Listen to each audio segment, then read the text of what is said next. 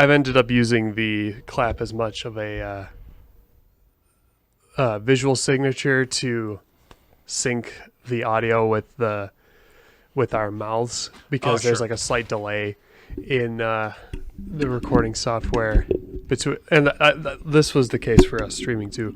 There are ways to offset it, so it matches up closely. It's just a pain in the butt to do. Because one takes a little longer to render than the others? Yeah. Gotcha. Yep. So I just find it easier to do the edit after the fact than to have it go in like physical clap when your hands are together. Yeah, because then I can just line it up to the waveform. Sure. Like the frame where my hands are together, like roughly, like maybe a millisecond or two after the peak. So it seems to work pretty well. So if you've noticed the lip sync is decent in the podcast, that's why.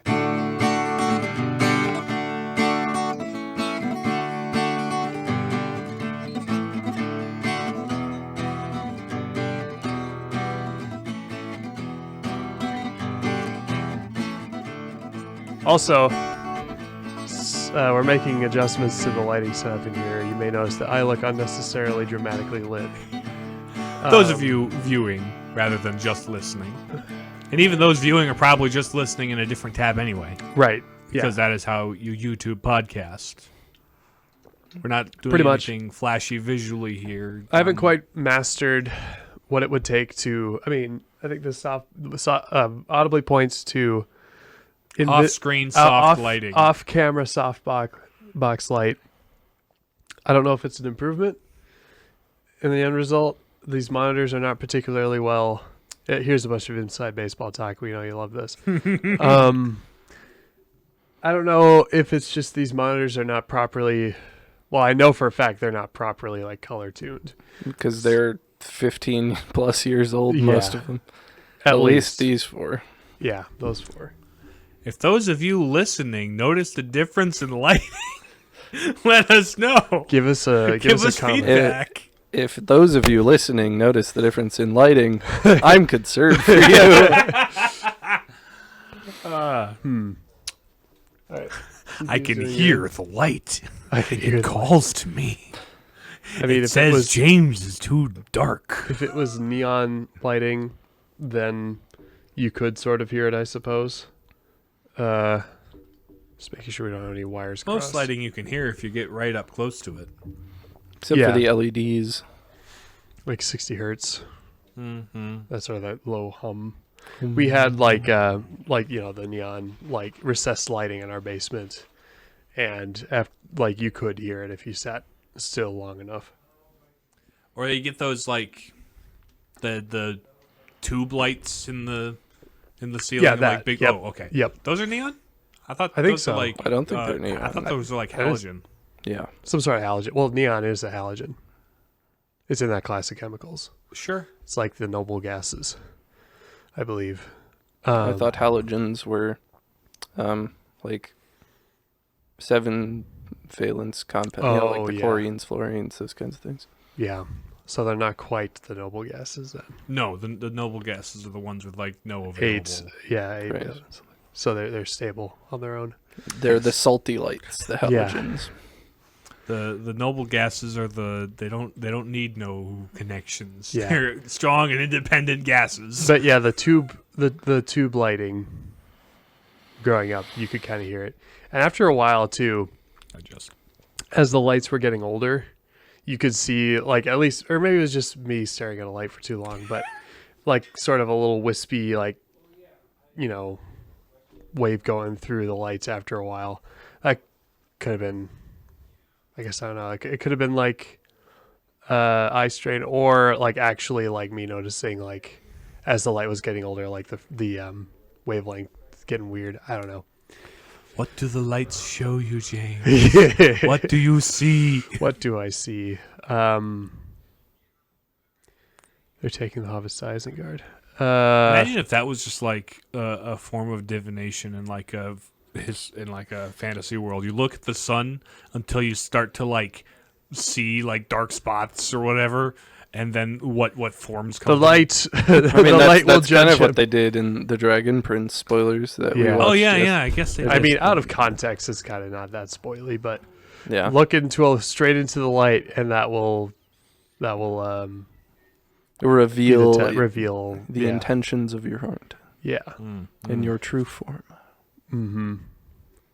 And it backfires pretty Severely. yeah. We'll get to Speaking of that once they things- finish it and we finish it. Yeah. Yes. Is it? It's still ongoing though, isn't it? I assume they intend to do like they did with Avatar, in that they're going to do 6 seasons because One there's for each one of for the each of the elements. elements. And they have currently released 5. Okay. So Gotcha.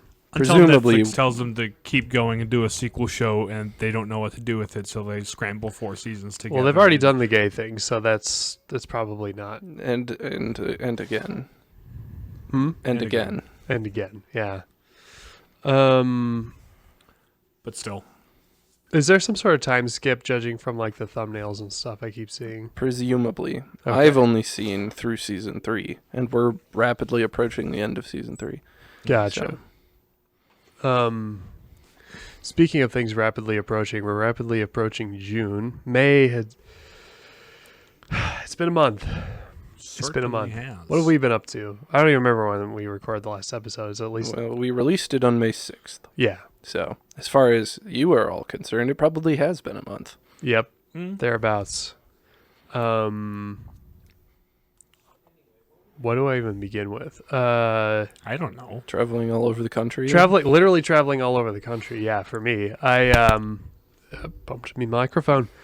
I sound at the moment worse than I feel. I am dealing with a cold I picked up somewhere in my journeys to Atlanta. I once again returned to the land of peaches and tall pine trees for another cousin's wedding of the same family, a scion of the same family, as it were.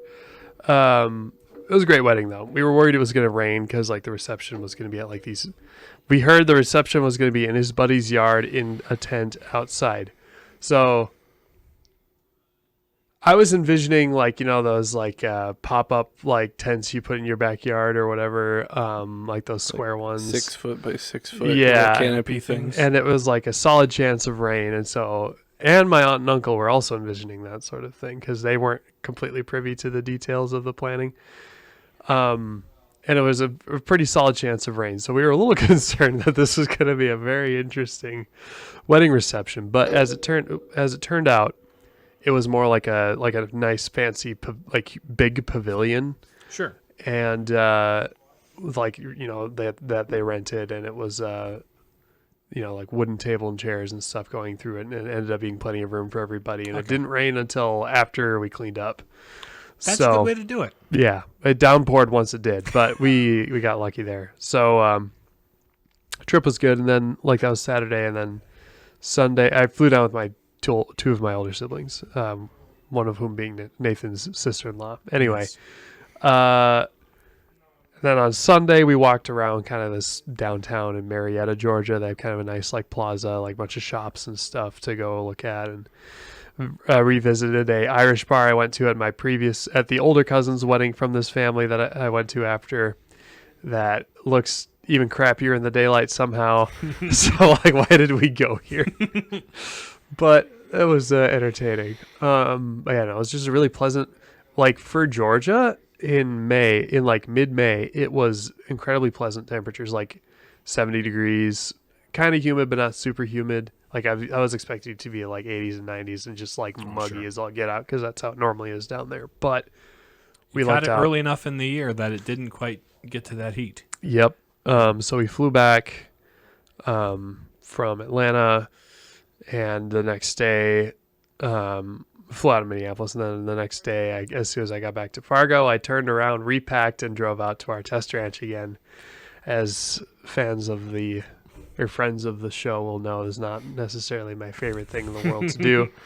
Mm-hmm. But then I came back from that and sort of just kind of existed for Memorial Day weekend and battled this rather nasty cold. But yeah, Feeling a lot better now, but Well, yeah. Just Well left enough over. to talk for, right. I couldn't have done hour-ish. this a couple days. I literally couldn't have done this a couple days ago. Like on Saturday, like I was losing my voice just trying to talk to, like Bryant and I were putting together a grill, and I had to really work just to say basic stuff. But yeah, no, that was my month of May, and then of course some personal things I won't get into on the podcast. But Yeah. oh, and then the previous couple weeks before that, yeah, I done gone to DL and done some fishing and stuff like that. So, I you believe since the last episode, my most recent YouTube video went up. oh yes, And it has done quite well. It's about like 7,500 views. okay. And the response is pretty much exactly what I wanted to get from this video. Is this the rant one, or have you done one since then? It's the rant. It's the Donkey Kong rant, if either of you have Donkey seen Kong. it. Oh yes, yep. And it was just incredibly fun to see the results of like people going like, I never noticed this, but now I can't unhear it. I hate you. Or I always knew something was wrong. Thank you for putting this into words. Okay, so at least you have some vindication. Right, exactly. Or like just the occasional pointing out like that was a really funny joke or really funny edit. And I'm like, yes, I was proud of those edits. Yep. And then even over this last weekend, I had a funeral I attended in my dad's side of the family. But getting together with and catching up with my siblings, like my older brother, your brother-in-law, Yep. had seen it and enjoyed it. Okay. And my oldest sister's husband, who was really busy and I hadn't got to see him for a while. He was He had watched it on like, tour the night before. He was on tour, yeah. He was driving a tour bus for a band. Yep. But he watched it like a couple nights before and really enjoyed it also. So it's like it's really great to get like feedback like that from both the faceless people on the internet that you never meet and the people very you- much faced people and you the know very in real life. faced people. So that was like, Unless you're a ghost. Again, spoilers. I'm not going to explain that one. But but no. So like that was a thing that happened over the past month, and I am now currently in the process of recording the next video I'm going to be releasing, talking about time travel and Zelda stuff. Hopefully I don't catch your cold before I finish recording. yeah, Good thing you're over there and I'm over here. Exactly. We're We're 6 feet apart yeah. because we're not transmitting diseases. And then Riley, you had ordinations this last weekend that you attended. I attended them, yes. Yeah. I didn't have ordination. No. he was No. not being ordained. No. Well, yeah, We've been over this. We've established he's discerned out. That's Yeah. been a while since that was Yeah. in the plans. But Spoilers, but Spoilers, if you're but- still catching up. Spoilers for past episodes of if, the if podcast. you were listening like 15 episodes ago and you're like, what? Yeah. See, we were talking about this the other day, where it's like when you name a number of podcasts, you used to be able to just count the number of weeks roughly, and that'd be how long ago it was. Now it's like that was 5 episodes ago. I have no idea how long that was in real time. We used to have schedules. We used to have schedules. Now we're burning the spaghetti. Now we're out of content that we have in our back pocket Yeah, and need to work pretty hard to get new I content. forgot to run the timer. Oh, That's- good. that's I brought it up. Well, good thing we have Okay. Audacity running now. Yes, For some more It won't be a inside huge baseball. deal, but We just already kinda nice have for the visual. timer there. But it takes time to consume content and then form thoughts about content. It does. It does. Unless And we we're want all to do an episode increasingly on busy. Blues Brothers. I mean, It's a good time. It is a good time. What's It's really good? not- They're on a it's- mission from God. It's what you They're see an is what you emission get, from though, with Gag. that movie, very Yes. much. The entertainment value is right there on the tin. There's not a Yeah. lot deeper to be drawn from it, but it's entertainment. Sorry, I like Truth. completely moved on. How was the okay. ordination? We do bits. That's our thing. Okay. So do we do bits or do we do life Or news? do we do bits, or is James freezing or something? Yeah, I don't know if I was freezing or if that was just the monitor flickering. It might have been a CPU spike. There was a spike there. Audibly points to CPU usage chart on the opposite monitor. And visually points too. And visually points to the monitor you can to the audibly shark not fin see. right there. Dun, Yeah. Anyway, Duh. I think we'll be okay. I think yeah, I went to ordinations in the Twin Cities this past weekend to see a couple of my good friends get ordained. Father Nicholas Vance, Father Derek Gildee, and Father Christopher Yanta. Yeah. All guys I was close to at various points in life. So it was a great joy to see 13 men ordained. Woo, let's go. It's a lot. That is a a very, lot of priest very long ordinations. mass. That is a good batch. The That's average a baker's dozen of the, priests. the average, of course, at a much smaller diocese than the archdiocese, of course, but the average the Fargo diocese by comparison will get is about one maybe two a year. So that is quite encouraging. That is a lot of And then they only New had priests. 4 last year, so Right. it kind But of that's a balanced high watermark for sure, at least for for probably like- a while. a Yeah. while, yeah. So good. Blessed vocations. You'll love to see it.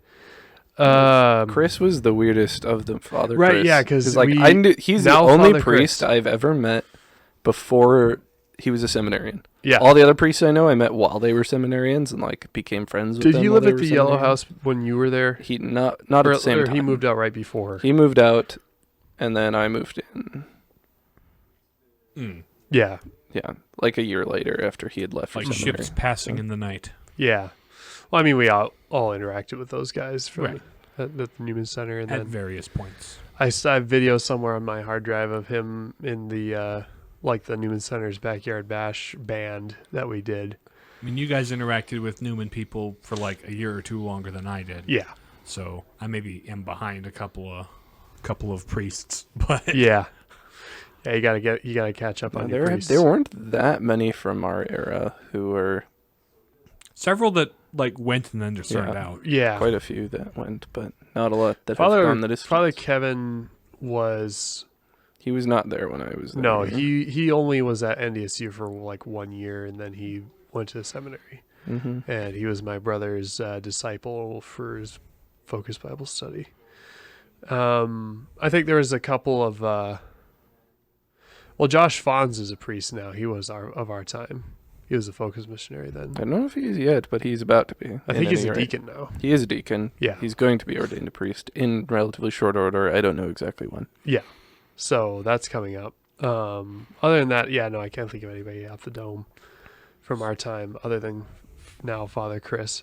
And then Michelle's name drop, I guess, but my sister's good friend, Father Ryan, was also ordained in that seminary, or that seminary I mean, ordination. So congratulations to the new priests. Thank you for saying yes. So Speaking of coming up with things right off the dome, we're the Plating Papists. I'm James. I'm Nathan. and I'm Riley. And speaking of stealing thunder, we're going to talk about the lack of originality.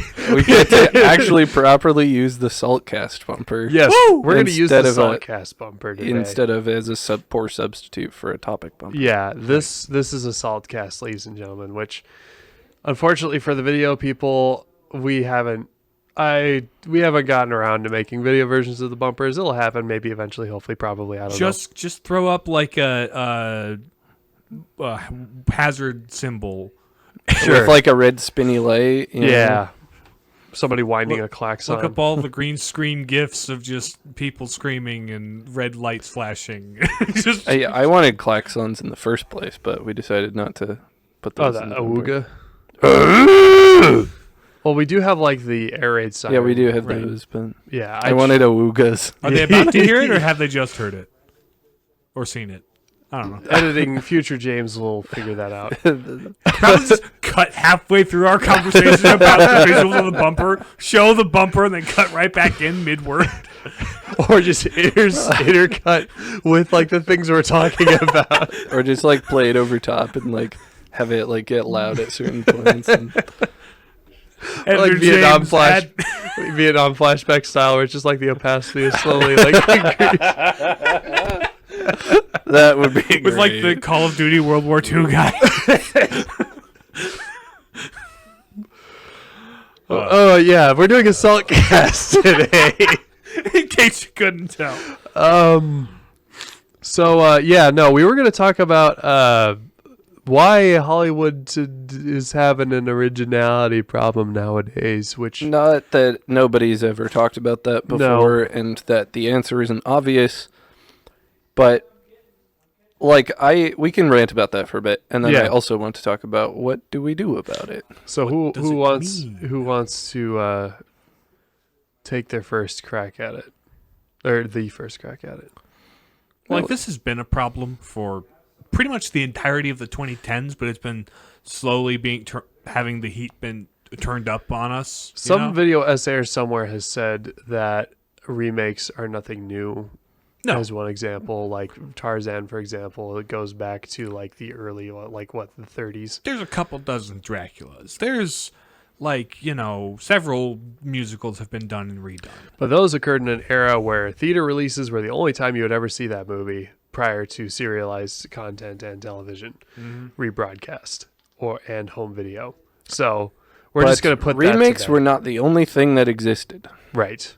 It's starting to feel more and more like that these days, that remakes are all there is. Reboots, remakes, sequels, video game adaptations of things that miss the point about what makes the video game interesting. It would be one thing if they were good adaptations of, like, the original source material. Mm-hmm. Like, I wouldn't mind good adaptations of these stories, but they missed the point so hard, and I don't want to give them a second chance to get it right because they're just going to screw it up again. That's kind of the other thing, where it's like a lot of these remakes and sequels, particularly these days, not only are they the only thing on the market, practically speaking, but they miss the point so, like, egregiously. Halo TV show. Rings of Power. Did you see? Okay, this is something I'm going to do a miniature rant about real quick. They released like pictures of like the new season, and apparently Tom Bombadil is in it. So much about that series is just to make the people on Twitter happy, and is incredibly painfully obvious. And that's sort of the reverse of the originality problem, where they're trying to be original with a existing universe and stuff in ways that don't make really much sense to me at all. If you're going to adapt, do a good adaptation. If you're going to go off the rails, make your own script. Just make your own fantasy story. Yeah. Make your own story. People have been ripping off Lord of the Rings since forever. All you're doing is making a rip-off of Lord of the Rings, but calling it Lord of the Rings. It's just Lord of the Rings fan fiction. Yep. That's kind of how I look at it, honestly. Like, I think millennial screenwriter not self-inserting their own emotional issues into a story challenge impossible is sort of what we're dealing with, it seems like. To oversimplify it. But we're sort of wandering around a little bit. But we are, but it's a rant. We're just going to rant. And riffing on one person... Yeah, I saw the flicker. It's fine. But like we're riffing on each other's point to kind of like get a rounded idea of like where we want to go with this discussion, right? You bring up like introducing your own issues and then projecting them onto it. Like, there's nothing objectively wrong with a remake, like addressing on the face modern of it, issues, anyway. Taking on like slightly different theming, twisting things in different ways, right? There's really, that's actually one of the interesting things that can happen in a remake. Is what does this story mean in modern day? But somewhat ham-fistedly done, in my opinion, in the Sherlock series as an example. Right. But, like, there's an extreme to which, what if this person who looks, acts, and speaks and thinks exactly like me was the main character, and this main character is objectively right in every scenario? Which is a lot of bad fan fiction. Okay, fan fiction and good don't really coexist. Well, then... Are you just going to drag Emma like that? Like, funny story. Funny story, though. Wouldn't be the first time. The origin of the term Mary Sue was from a fan fiction of Star Trek. There was Officer Mary Sue, and she was the self-insert character who was perfect at everything and had all of the main characters who were hot think she was cool and wanted to be romantically involved with her. It's like, that's where it comes from. That's where the term comes from.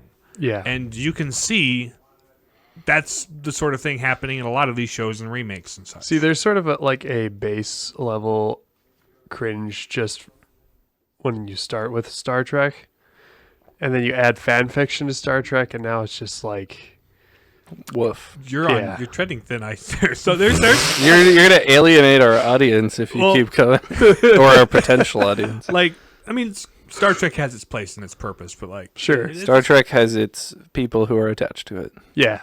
I am certainly not one of them. Neither am I. But like, I recognize that at the time it did what it did and it was great. But then like the longer it goes on and the more people try to add to it in the universe, whether it's officially or not officially, because even when it's officially, it feels like it's not officially half the time. Even though you get like one actor from the next generation to be in this to legitimize it. What I've seen of Star Trek media recently appears to be like the sci-fi show you would see playing in the background of a sitcom. Just, yeah. Like The Star Trek parody. Anyway, playing. let's steer back. okay, onto we'll our stop original- roasting Star Trek for a minute. We could have a separate Star Trek we Saltcast could do a whole someday if we Star Trek. want. Could we? I would have to watch more of it before I have salty enough opinions on it. Yeah, Anyway, But like, it's endemic So- to the problems we're talking about. yeah. first kind of avenue of complaint is self-insert sort of commandeering stories. Mm-hmm. So we've got that. We're not going to go into the whole like recasting of characters as like other as women and minorities, because that's not really That's something not we the care point. to. That's been done well. It's been done poorly. Yeah, it's not something I really desire to add to the conversation that other people haven't already said. And But the problem is less with that choice than the writing choices that surround it. yeah, Buzz Lightyear movie. Yeah? Like, And? Well, there's non-originality, and then there's things you think would be original, but don't really pan out that way. Like we referenced the Rings of Power show, for example. Wait, no, that doesn't really work here. But like, the Buzz Lightyear movie, for example, it's like, okay, we know Toy Story. They keep making them. Please stop. That's like the third time it's done that. Yeah. Anyway, we've seen Buzz Lightyear and Toy Story. What if we made a movie about the movie that the toy was based on? It's very derivative. But I was like, when I saw the concept, I was like, okay, maybe this could be interesting. And then they proceeded to make a movie that would not have been made in 1995. No, why is it Chris Evans and not Tim Allen? We know, well, external political beefs. That's why. But this, yeah, it just even with like the because of woke stuff they added into it, it seems like and I have admittedly not watched it, but it seems like it's another case of just like not really that interesting of a story or twist at the end.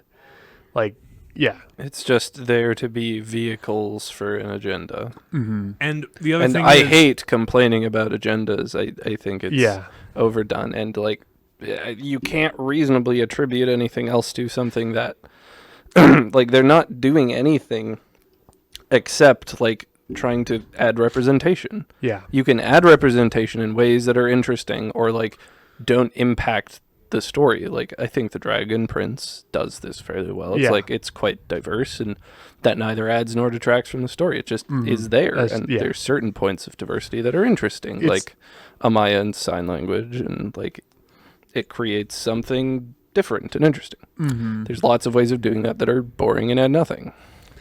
I think the other thing about Lightyear as like a concept is it is a spin-off of Toy Story. Mm-hmm. It exists to perpetuate the brand of Toy Story, to give it another thing they can churn out. So by making a Lightyear film with a new actor cast as Buzz Lightyear, because they need someone younger they can bring in for the next 30 years, they can make 4 or 5 sequels to that alongside Toy Story as like part of the Toy Story brand to perpetuate having having no more ideas. Yeah, I like these concepts that we've kind of touched on with like as like ways of explaining this, like like vehicle and perpetuation, because I think like movies, TV shows, all that stuff nowadays in the business of Hollywood appears to be content that is like a vehicle of representing and perpetuating an IP And how many for legacy the purpose IP, of making money. How many legacy IP sequels add new young characters that they really hope resonate with audiences? So Like Terminator 4. And so that they can get their own spin-off films and series. Like, I legitimately believe the only reason they added that one Inquisitor to Kenobi was in the hope they could get her own series later. Don't. Yeah. I didn't. That was the thread I Disney has least cared sort of about. soured on like excessive numbers of series now because they cost them a lot of money and they lost a lot of money. Well, good, but too little, too late. Yeah. But also same with like Marvel. Like every character got a sequel or a spin-off or a series. Yeah, Not all of it worked. Diminishing returns. That's the thing that I am most frustrated about in all of this, is they're just like, it's just so safe. There's no risk. There's no creativity. There's no attempt to make art. It's all business. Like, yeah, a film's got to make money. You got to pay the actors. You got to pay the technical staff. You want to the do a writers. good job. That's important. That's not a non-zero factor of the business. But like, why did they make Toy Story in the first place? Yeah. Because Pixar in the 90s was experimenting with what they could do It was in the terms first of their ever animation. 3D animated feature-length film in an era where that was dominated by 2D animation in the Disney Renaissance. And guess what? That was novel. Yeah. That was a risk. That was wildly different. And it was wildly successful in no small part due to how fresh and original it was. And every successive Pixar movie was just them upping the ante in terms of what they could do with it. And And actually having like, I mean, we've covered Pixar films on Up this is podcast. great, Finding Nemo's great. Oh, yeah. They write really Ratatouille. good stories to go with them. Wally is... You were going I was to say go- Waluigi. No, I was saying Wally. Wally. But, like, also, I kind of noticed with Pixar, like, technology was growing leaps and bounds through the 90s and mid-2000s. In the last 10 years, yes, there have been advancements in new programs and new techniques, but it's been more incremental.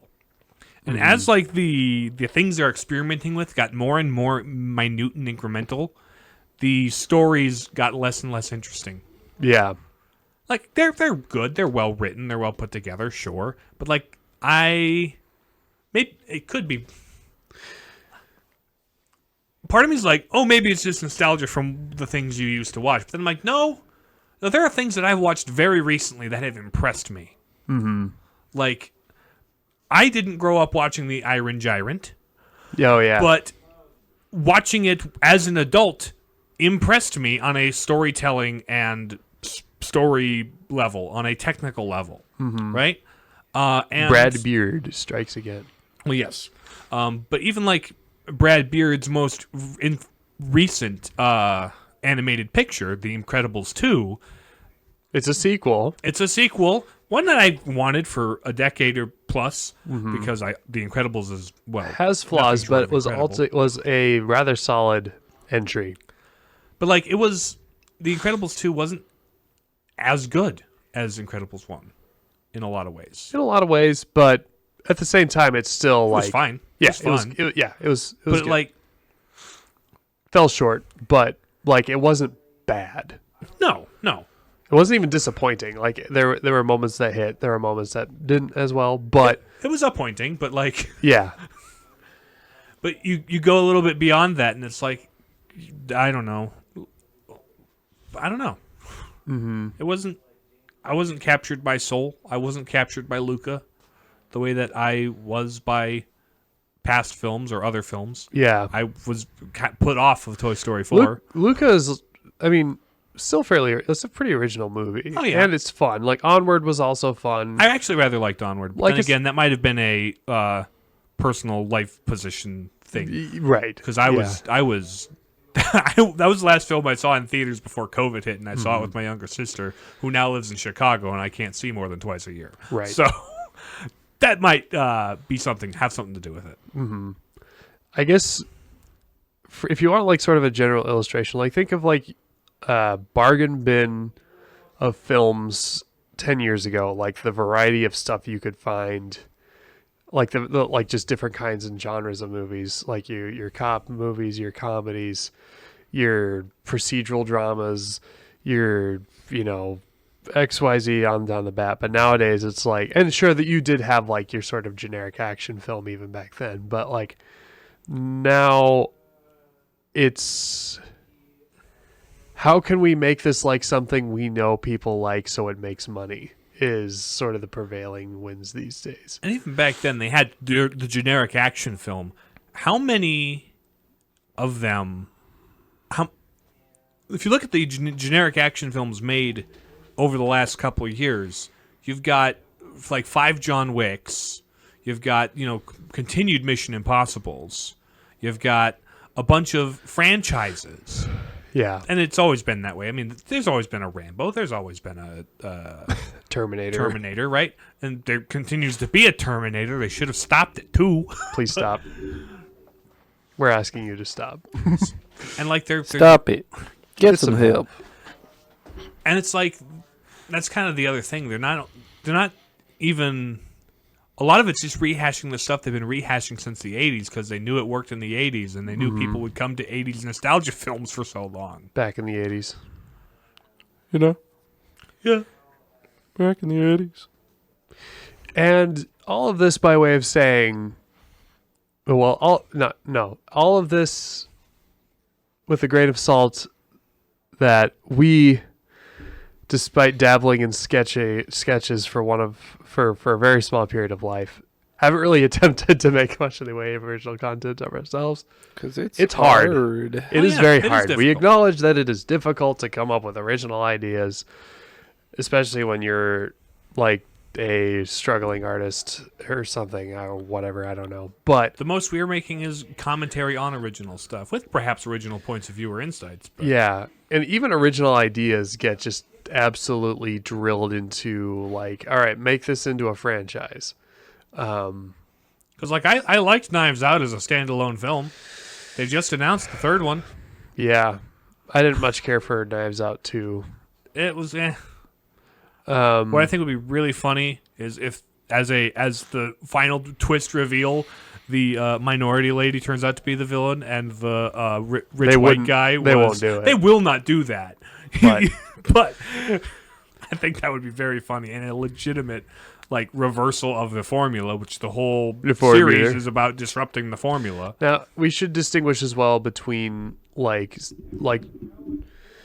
films that were intended to be as part of, say, a trilogy. Like you have the Spider-Verse films where it's like, okay, this is definitely like sort of a 3, a movie and then a 2-part sequel, or like movies where they set out, or like content where they set out to tell a story over a set amount of time. The storyteller came into the project with a vision and a story they wanted to tell. Think the original Infinity Saga as like the biggest example as opposed to let's make some of this or more of this. Let's give it to 2 different directors over the course of 5 years and have them argue about what the series even means in the first place. About the sequel to the set of 3 movies allegedly attached to a series of films that we like that we shall not name. But like, there's perpetuating the brand for the sake of perpetuating the brand, but then there's telling a story that is set in multiple parts. Like, I'm not knocking Dune for breaking it up into 2 parts. No. That was an artistic and creative decision that ultimately worked for the final product. Mm-hmm. As opposed to The Hobbit, where it's like breaking it into a trilogy was purely just to expand the amount of money made from it. Mm-hmm. Are artificially and arbitrarily. Like, and that's kind of the thing. Because we needed to see Bomber fall down a hill for 10 minutes. There's got to be a YouTube poop edit of him just like continuously falling. Just like, in a loop.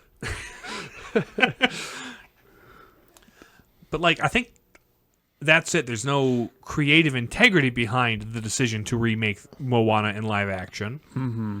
It is purely driven by they think it will make money. And very seldom is it are films like a technical disaster, because the artists behind the production of Hollywood films and movies nowadays are still very incredibly talented. They still use state-of-the-art techniques to produce. Except Multiverse of Madness. That was some bad. That work. was that didn't. Funny thing is, I'm actually more That impressed was like when they don't use cutting-edge, state-of-the-art stuff. There's another Star Wars show coming out. Part of this, it's called the show Skeleton Crew. They announced it like years ago, and it's only just now like they're talking about the production. But like apparently, they're getting some like stop motion artists and matte painters to work on it, Right. and like that's piqued my interest in a show that I had no interest in. Of course, it's also Star Wars, and they've got me. I'm good. I might buy it if it looks good enough, and that's another problem. People just keep buying it because they think, you know what, this is Star Wars. I like Star Wars. They buy it because, you know what, I went to the Little Mermaid as a kid. My kids can come with me to see the Little Mermaid in theaters. Or they could just re-release The Little Mermaid in theaters. Re-releasing has sort of. I mean, it's been a thing for a long time, but there's become always re-releases in theaters now. Yeah, I mean, part of that's writer's strike, and part they of that's need COVID, to part keep of the it's- theaters running. Yeah, but I think it's kind of cool. But I'd love to go see because Jurassic I've always Park in complained 3D. with remakes, is like, okay, well, if you're just gonna remake it, why don't you just play the old movie in theaters again? And they're like, okay, but Okay, bet. And you know what? That's cool. neat. I don't have the disposable income or desire to like go see a movie every weekend. Mm-hmm. But like, there's a couple movies that like if they ever re-release that, or if I got a chance to see that in like a 3D edit, then sure. Yeah. So where are we going? where we're going is, what do we do about it? Yeah. We've ranted about it, The simplest, Y'all kinda know. Yeah. but what do we do? The simplest answer to the question is vote with your dollar.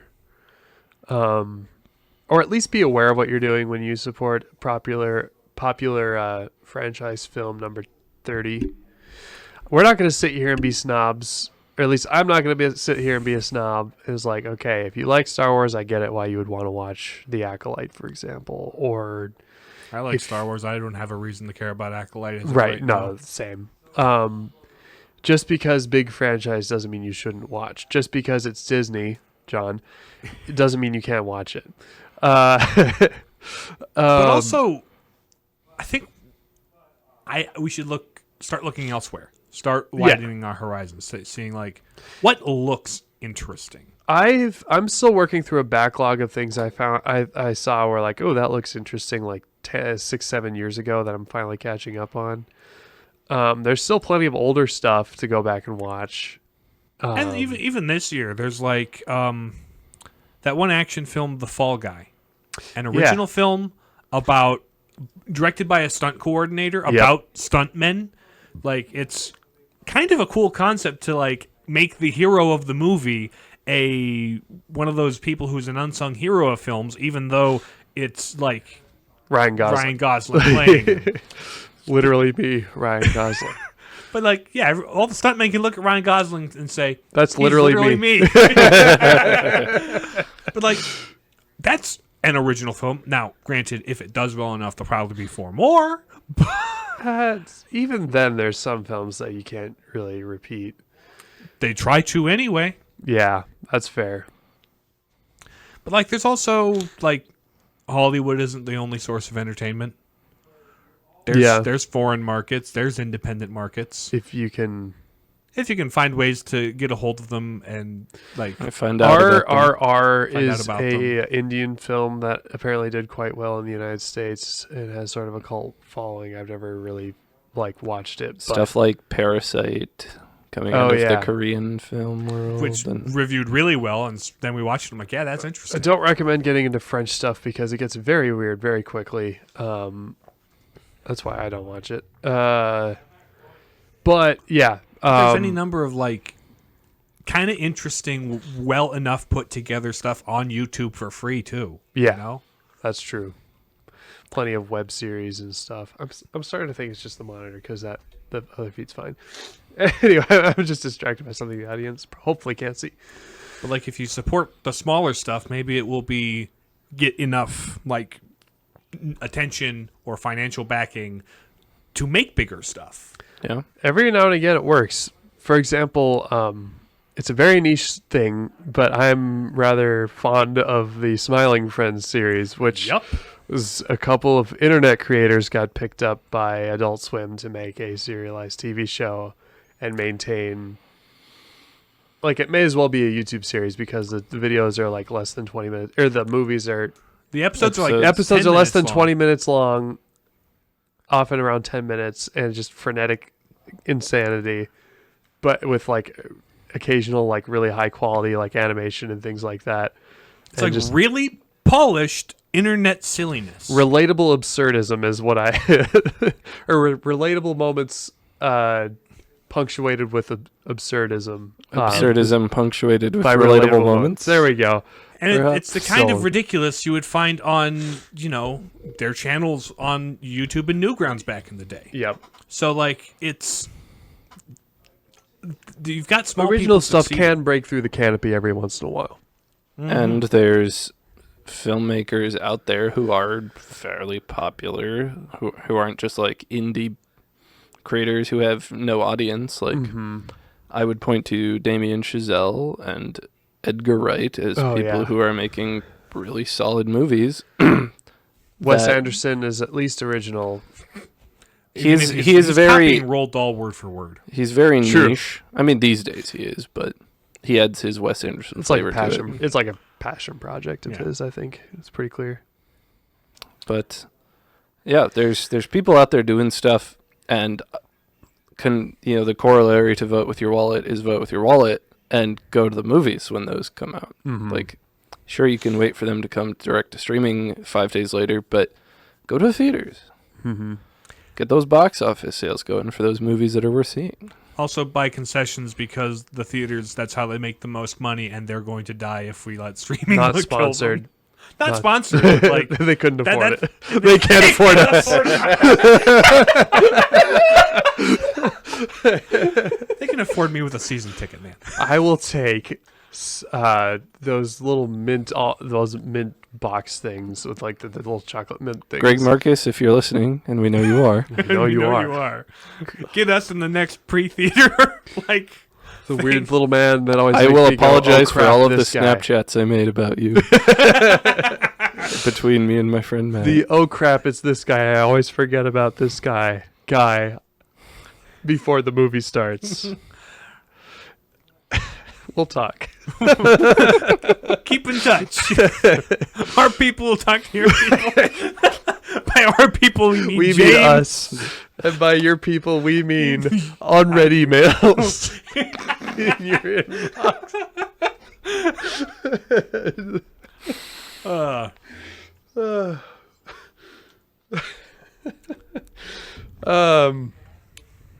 Yeah. Vote with thine dollar. Realistically, 30. 30 of them. Vote with 30 Per of them person. at a time. Yeah, per Yes. person. Anything else we have to add? Also, like, I mean, I don't know what kind of audience this is going to reach, but like, if you think you could do better, Do it. try to do better. Bet. Like, maybe we should try to do better at some point. I would like to. That'd be very neat to try and like fill a void, right? Yeah. No. The trouble is that I have an analytic brain, not a creative one. Right. I need other people to come up with ideas, and then I can make Workshop them them? happen. I I'm an have a implementation tendency to guy. come up with silly little ideas that are amusing to me, like editing beside pictures myself. of cows and drawing little monocles on them. But like this podcast, we didn't see any other podcast having this kind of discussion. Really? Oh, Well, we have a We'll go specific. with that. Well, not this discussion in particular, but Sure, like yeah. our niche about analyzing things through a Catholic lens, trying to find God in the works of man type of thing, Mm-hmm. and like so, that's what we have that's unique to bring to the table. Mm-hmm. All of my YouTube videos that I've made, they're topics I've seen very few other people tackle in at least the way I have. I'm a big fan of gap analysis and not the clothing brand. I think that you have to find what you have to find something you can offer that's unique, or at the very least something you think you can do better. Right. What is something that you can offer that is unique or that you have a unique perspective on? Mm-hmm. And maybe that's a remake. Like, you can do remakes that have a unique perspective or bring something different to the table. Mm-hmm. Hollywood had done that for years before the 2010s. Just don't be too derivative. Don't be the self-insert fan fiction person. We're bringing it back full the circle. Spider-Verse. You're using an established known thing, Spider-Man, and doing something very different with it.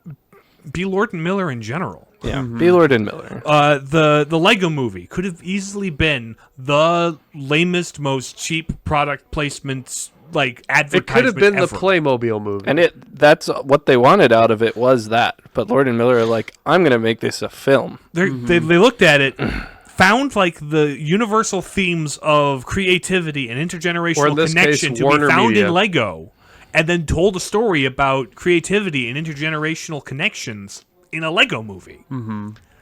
Like, and then they took Mitchell versus the Machines. Like, that's an original story, but like it could have easily been family road trip. Like, dad doesn't understand his daughter, number 11 or 100.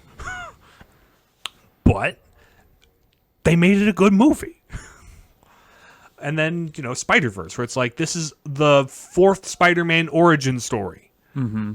That has gone to silver screen. Miles' whole character is about being who he wants to be, and by bringing himself to the table in the role of Spider-Man, like Spider-Man is he's like, filling an archetype, but in his own unique way, in trying not to just fill in or just fall into the line and be exactly like the other guy was. Yeah, and because it's not Peter Parker again.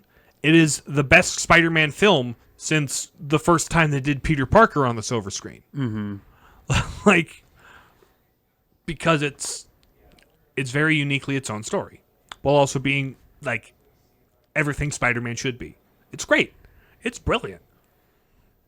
So, like, there are ways to tackle established IP and ways to tackle like remakes and the same ideas, but with or things that should have been or were born of corporate greed and like by all rights should be the most soulless cash grab possible. Mm-hmm. There are ways that you can be a good storyteller. And it's not really like a big studio bad thing. It's like big studio controlling creatives and saying make it again.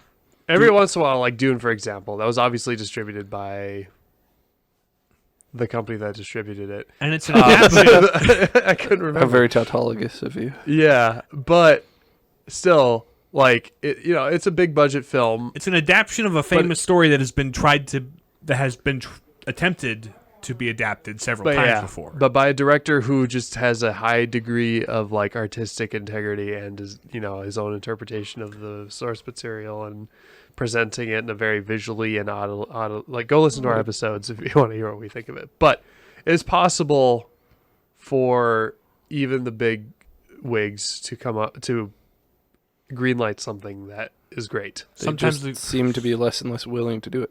Right.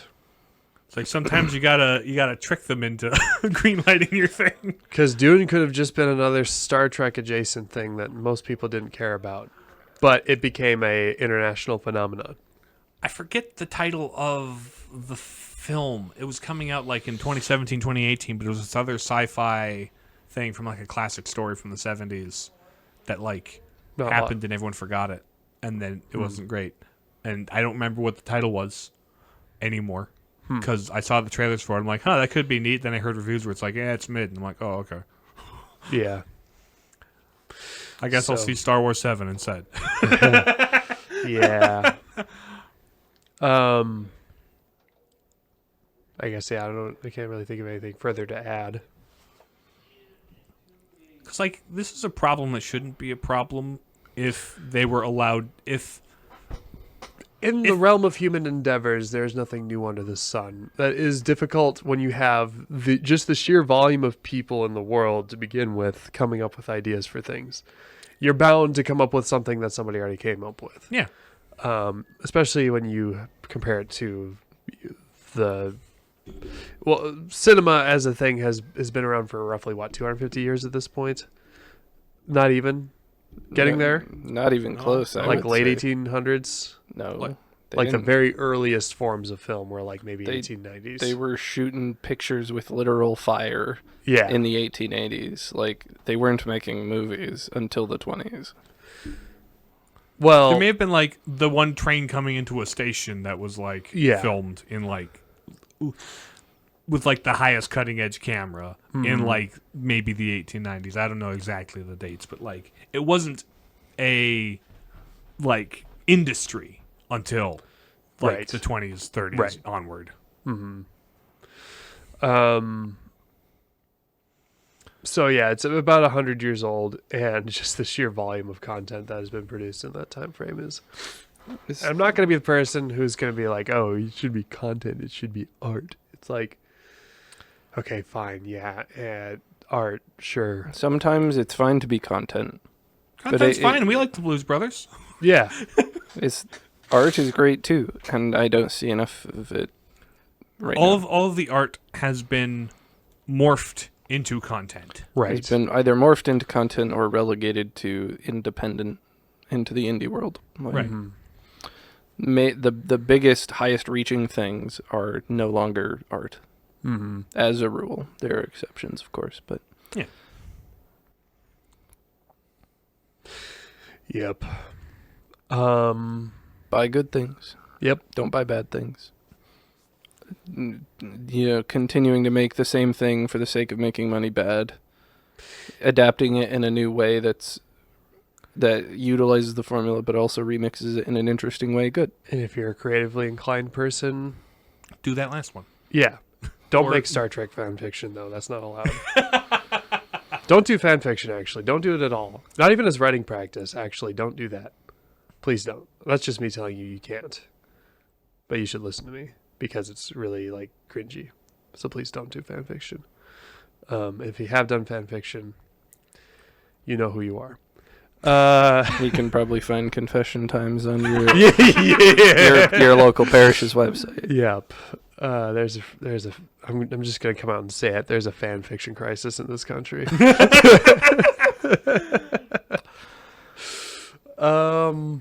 Yeah. I guess that's all we got.